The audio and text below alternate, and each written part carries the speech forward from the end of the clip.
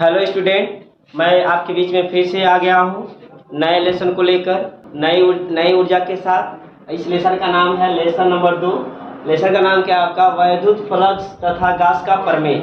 ये आपके परीक्षा के दृष्टिकोण से बहुत ही इम्पोर्टेंट लेसन है। इस लेसन से थ्योरेटिकल क्वेश्चन में से 5 नंबर आपका फिक्स है कि 5 नंबर आएगा, और आएगा तभी जब आप लोग अच्छे से ध्यान देंगे। चलिए देखते हैं, इस लेसन को हम स्टार्ट करते हैं कैसे। इस लेसन में पहली हेडिंग क्या है उस हेडिंग पर हम ध्यान देंगे। पहला इसमें जो हेडिंग है वह है आपका क्षेत्रफल वेक्टर। क्षेत्रफल वेक्टर, क्षेत्रफल वेक्टर क्या है? क्षेत्रफल वेक्टर, क्षेत्रफल वेक्टर क्या है? क्षेत्रफल वेक्टर यानी इसमें परिमाण होता है। क्षेत्रफल वेक्टर यानी वह राशि है जिसमें परिमाण होता है, और इस क्षेत्रफल की जो दिशा होती है किसी पृष्ठ पर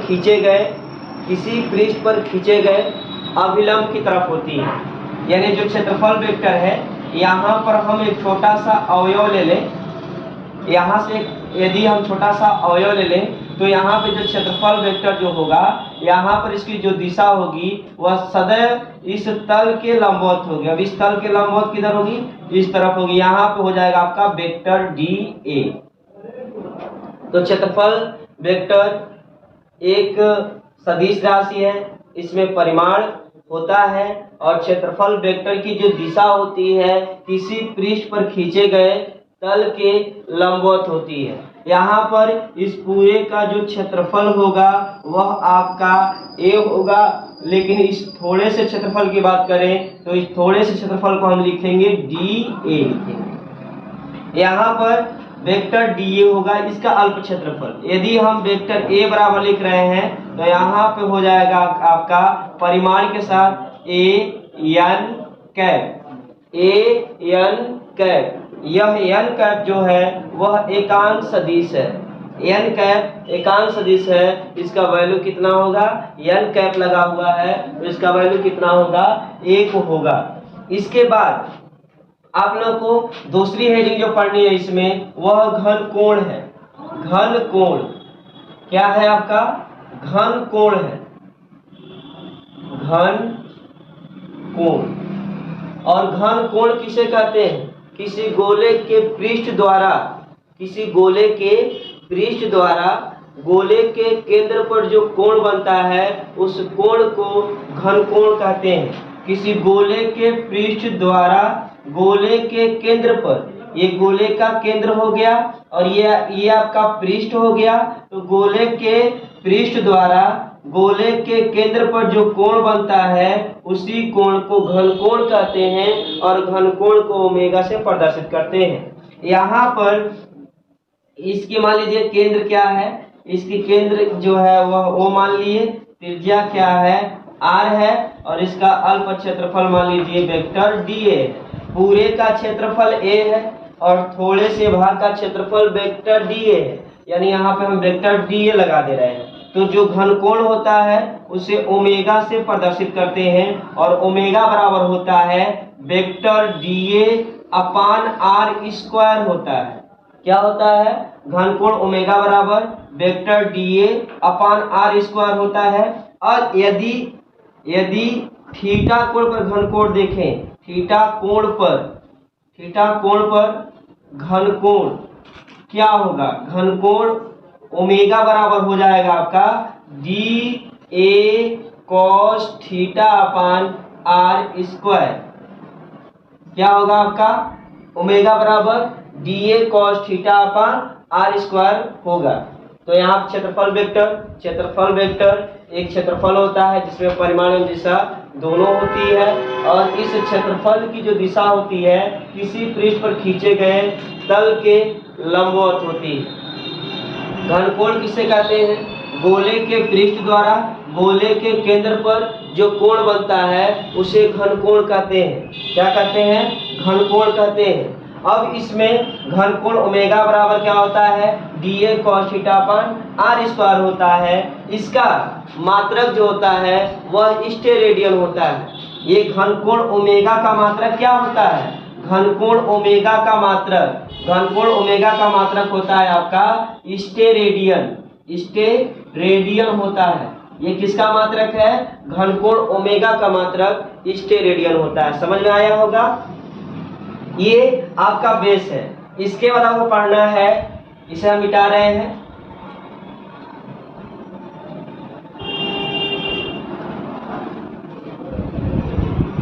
इसका नाम पढ़ना है इसमें वैद्युत फ्लक्स। वैद्युत फ्लक्स क्या होता है? वैद्युत फ्लक्स,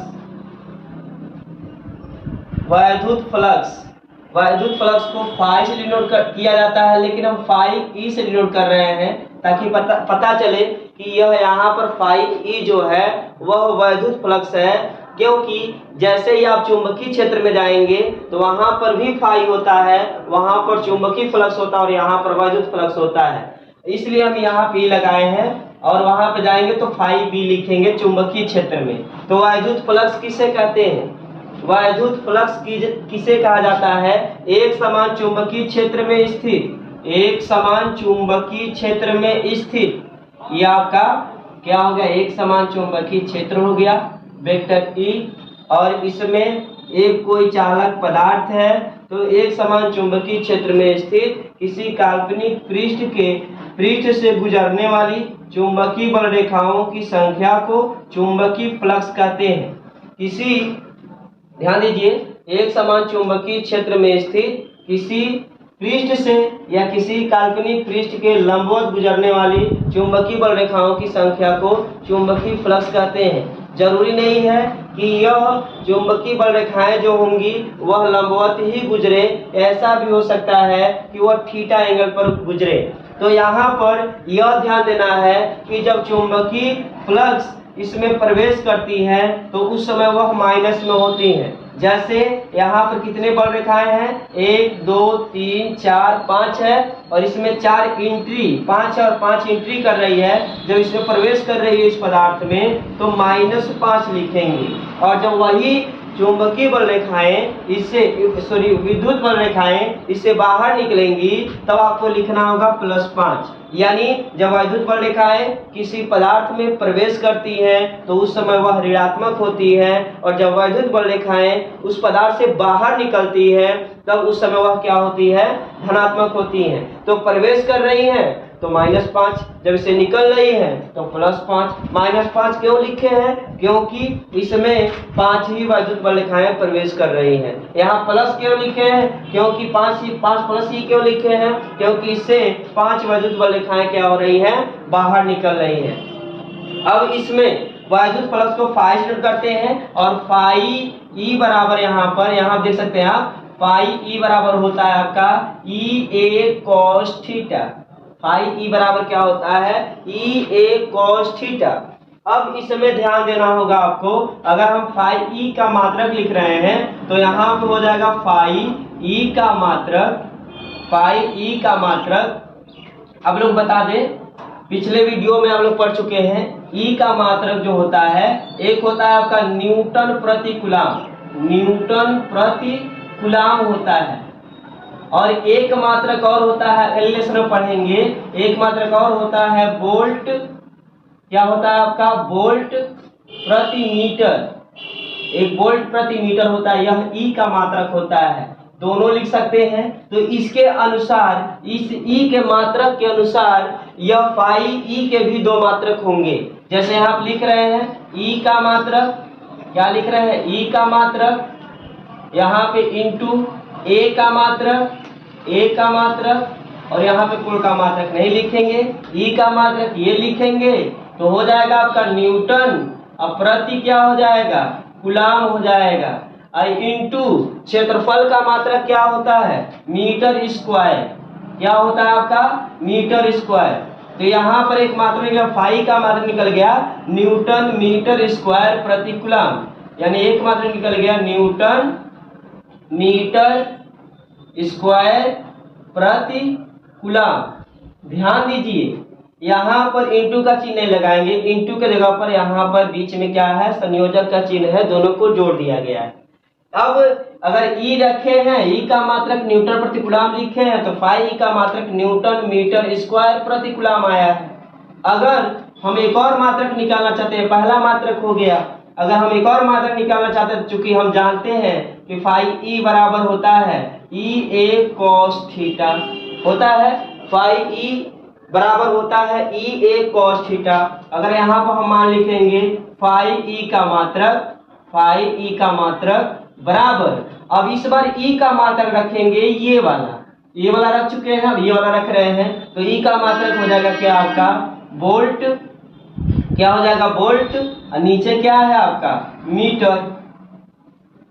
थोड़ा ऐसे एक बार और भाषा लिख लिया जाए, ई यहाँ पे हो जाएगा ई का मात्रक इंटू ए का मात्रक, तो यहाँ पर ई का जो मात्रक होता है, इस बार ये रख चुके हैं, इसमें एक बार ये रखेंगे तो ये वाला हो जाएगा आपका क्या वोल्ट प्रति मीटर इंटू ए का मात्रक, ये मतलब होता है क्षेत्रफल, और क्षेत्रफल का मात्रक होता है आपका मीटर स्क्वायर।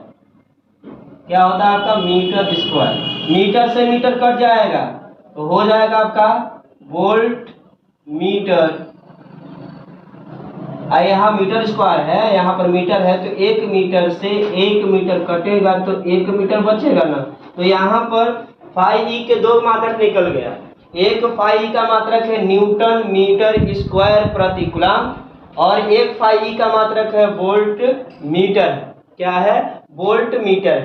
अगर हम बीमा निकालना चाहते हैं तो लिखना पड़ेगा, अगर हम फाई ई का बीमा, इसको हम रफ कर रहे हैं, इसे हम मिटा दे रहे हैं, ध्यान दीजिए, अगर हम फाई ई का बीमा लिख रहे हैं तो फाई ई बराबर, चूंकि हम जानते हैं फाई ई बराबर क्या होता है ई ए कॉस थीटा। यहाँ पर हम क्या लिखने वाले हैं फाई ई का बीमा। अगर फाई ई का अगर हम बीमा लिख रहे हैं तो यहाँ पर लिखेंगे फाई ई का बीमा बराबर ई का बीमा इंटू ए का बीमा लिखना पड़ेगा। अब उस निकालने से पहले हमको ई का बीमा चाहिए और ए का बीमा चाहिए, तभी तो निकाल पाएंगे। चलिए इसको हम मिटा रहे हैं, इस पे आप लोग देखेंगे, ध्यान दीजिए। ई का बीमा क्या होता है, ई बराबर होता है आपका एफ अपान क्यू, यहाँ पर इसका एम एल टी पर -2 होता है, यहाँ पर हो जाएगा आपका एम एल टी पर -3 ए पर -1, यानी ई का जो बीमा होता है, ई का बीमा चेक कर लेते हैं। यहाँ पर ई बराबर होता है एफ अपान क्यू, तो ऊपर एफ का बीमा एम एल टी पर -2 होगा, क्यू का बीमा ए टी होगा, यहाँ घात 1 है, यहाँ भी 1 है, इसको ऊपर लेके जाइए, एम एल टी पर -2, टी को ऊपर लेके जाएंगे तो टी पर -1 हो जाएगा। उसके बाद एक ऊपर ले जाओ तो ए पर -1 हो जाएगा, तो एम एल टी इन दोनों का बेस बराबर 1 लिखेंगे, -2 -1 -3 हो जाएगा, और ए पर -1, यानी ई का जो बीमा आएगा वो होगा आपका एम एल टी पर -3 ए पर -1। ए का बीमा जो होता है वह आपका होता है एल पर 2। अब रख दीजिए, अगर ऐसे रखेंगे तो फाई ई का बीमा यानी वैद्युत फ्लक्स फाई ई का बीमा निकल जाएगा। यहाँ पर ई का बीमा रखेंगे एम एल टी पर -3 ए पर -1, या कई का बीमा हो गया, बीच में डैश, यहाँ पे इंटू है तो इंटू रख सकते हैं, या हटा दीजिए। यहाँ पर ए का बीमा, और ए का बीमा कितना होगा, ए का जो बीमा होगा वह होगा आपका एल स्क्वायर। अब इसको सॉल्व करेंगे, एम इन दोनों का बेस बराबर ए भी एल है, दोनों का बेस बराबर 1 लिखेंगे, यहाँ पे घात कुछ नहीं दिखाई दे रहा है तो घात 1 है, 2 और 1 कितना हो जाएगा आपका 3 हो जाएगा, यह आपका टी पर -3 और ए पर -1। इस तरह क्या हम देखें, फाई किसे वैद्युत फ्लक्स इसे कहते हैं, एक समान वैद्युत क्षेत्र में स्थित किसी काल्पनिक पृष्ठ के लंबवत गुजरने वाली वैद्युत बल रेखाओं की संख्या को क्या कहते हैं, वैद्युत फ्लक्स कहते हैं। वैद्युत फ्लक्स फाई बराबर होता है ई ए कॉस थीटा। अब यहाँ पर वैद्युत फ्लक्स का हम मात्रक जाने हैं कि मात्रा क्या होगा, तो इसके दो मात्रक निकाले थे। एक मात्रक था वोल्ट मीटर और एक मात्रक था आपका न्यूटन मीटर प्रति कूलम स्क्वायर। और फाई ई का बीमा जो निकालेंगे ml3 t पर -3 a पर -1 होगा। चलिए इसके आगे देखते हैं। इसके बाद इसमें पढ़ने हैं आप लोगों को आवेशों का सतत वितरण।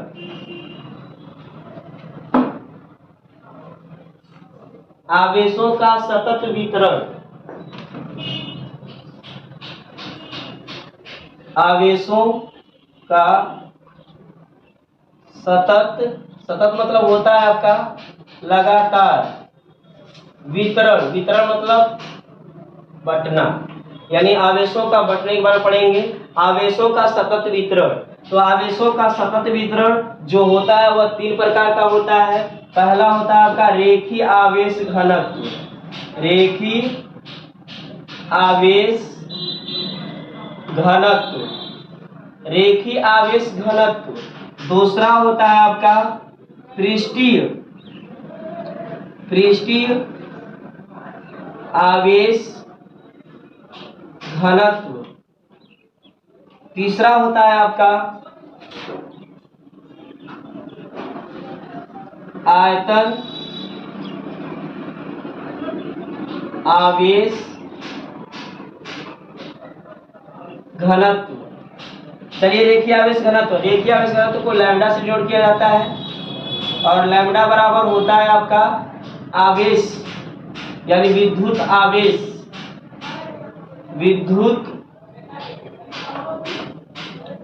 क्या होता है आपका विद्युत आवेश बट्टा यहाँ पे होता है लंबाई। विद्युत आवेश को Q से, लंबाई को L से, अर्थात यहाँ पे लैम्डा प्राप्त हो जाएगा आपका Q/L। तो रेखीय आवेश घनत्व तो किसे कहते हैं, ध्यान दीजिएगा। रेखीय आवेश घनत्व तो किसे कहा जाता है?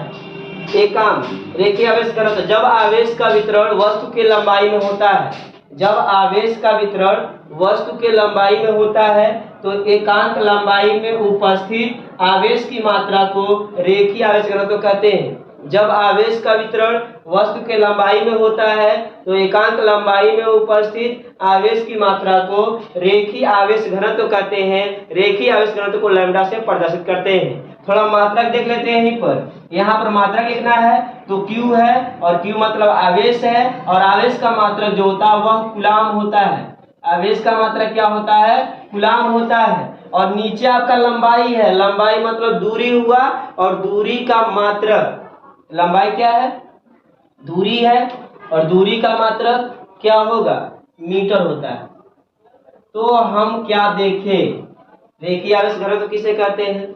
रेखीय आवेश घनत्व जब आवेश का वितरण वस्तु के लंबाई में होता है, जब आवेश का वितरण वस्तु के लंबाई में होता है तो एकांक लंबाई में उपस्थित आवेश की मात्रा को रेखीय आवेश घनत्व जो लैम्डा से प्रदर्शित किया जाता है और लैम्डा बराबर होता है Q/L। अब रेखीय आवेश घनत्व का हम मात्रा देखते हैं। कूलाम है तो कूलाम यहाँ पे कूलाम आवेश मतलब Q, आवेश का मात्रा कूलाम होता है, लंबाई का मात्रा मीटर होता है। अगर यहाँ बीमा लिखेंगे तो कूलाम के लिए बीमा क्या लिखते हैं आप? AT लिखते हैं और मीटर के लिए बीमा होता है L।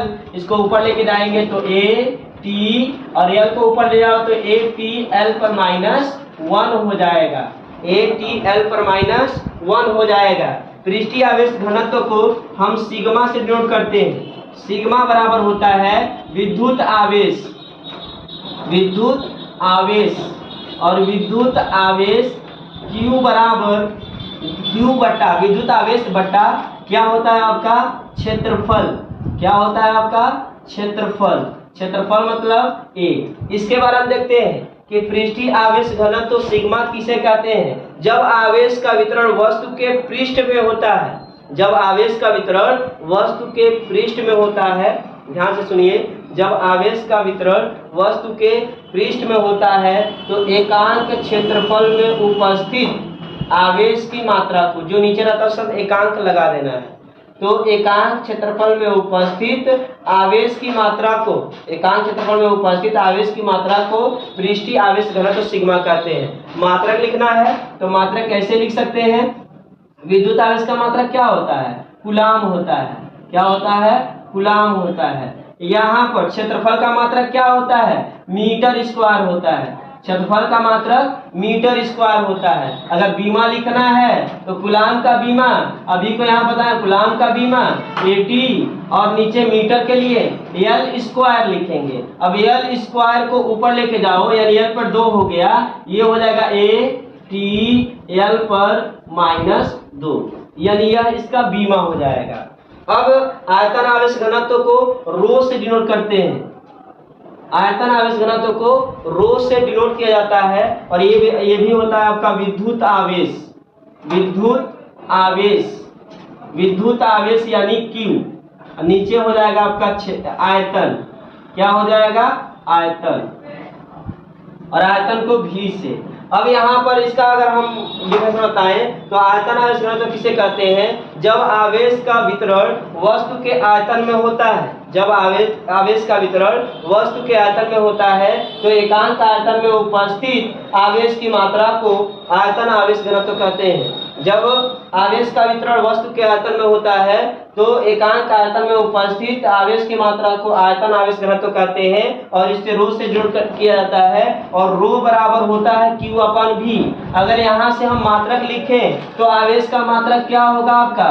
कूलाम होगा। क्या होगा आपका? कूलाम होगा। नीचे आयतन है और आयतन का मात्रक जो होता है वह आपका मीटर क्यू होता है।